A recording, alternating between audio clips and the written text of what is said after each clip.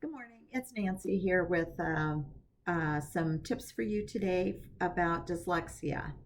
Many parents are home with their kids right now and have taken on the responsibility of teaching them. So, this has become a more prevalent question for me. Does my child have dyslexia? As I mentioned in last week's video, dyslexia is hard to diagnose. It's often not diagnosed until a child starts elementary school and starts exhibiting um, difficulty learning to read. That's a crucial red flag. However, there's some other red flags that go along with the big one about having difficulty reading that I wanted to share with you. And if you are at all interested, I've got a checklist here for all ages. Last week's episode was all about the kids in the 4 to 7 age band, and here's some that might just follow your child throughout their entire school career. There are several different areas that dyslexia influences. One is spoken language. So, some of the things you might see are that they learn to talk later than their peers. Maybe they have difficulty with word finding. Maybe they have a limited vocabulary. The inability to rhyme is a big one, and difficulty pronouncing multisyllabic words. They might mispronounce longer words, as I mentioned last week. Difficulty following more than one verbal direction. They might have some trouble with some wordplay things, changing the in cat to I, and the new word is kit. Maybe difficulty finding a word that rhymes with cat, creating that rhyme, or even choosing 2 of 3 words that rhyme. They might have a weak memory, either with sight words, math facts, directions, those kinds of things. Dyslexia can also impact written language. They may misspell common words within a same paragraph or even the same sentence. They may misspell common words that they have previously known how to spell. They may have a lot of difficulty learning spelling words, or they may have difficulty learning them while they're studying for them during the week, and they may get them, but then fast forward a few weeks and they may have forgotten how to spell them.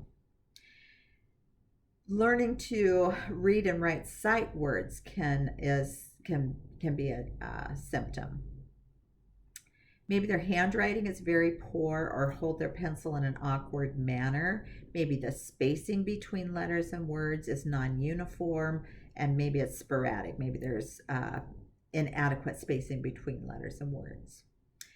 They might have difficulty with letter formation and how they should look on paper.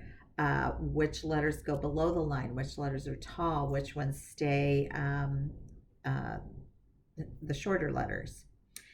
Inventive spelling, which is critical and usually used, 4 to 7 or even 8.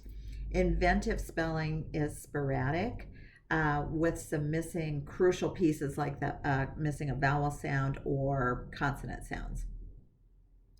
Older kids might have difficulty taking notes during a lecture.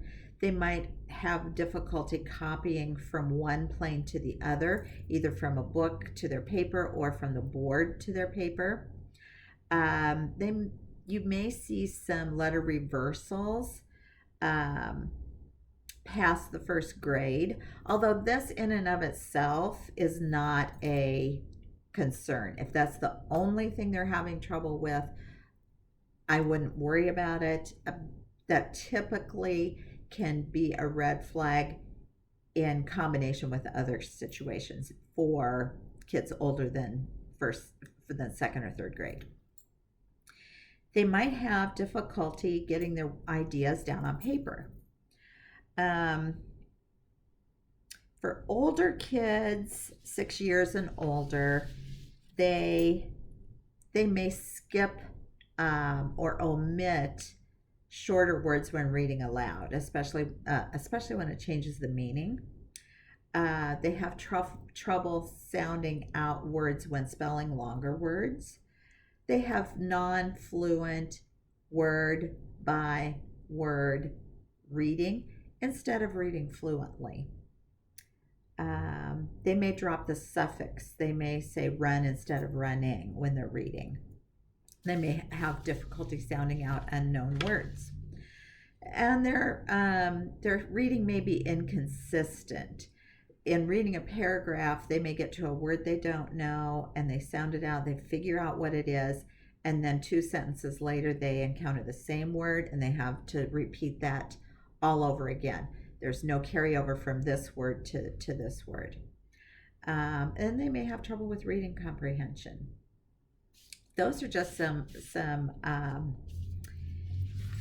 symptoms you may be seeing that may indicate dyslexia. As I said, combinations are more critical than just one isolated symptom. If you have any questions about whether or not you think your child is impacted by this, please contact the school, their teacher, maybe their pediatrician. You can contact me. I don't diagnose, but I can give them an assessment test that gives a profile that either supports or discounts dyslexia, depending on the age of your child and what you can share with me as a parent. So keep all those things in mind. I'll be back next week with another segment of Why Wednesday and things that may impact learning with your child. Thanks and have a great week.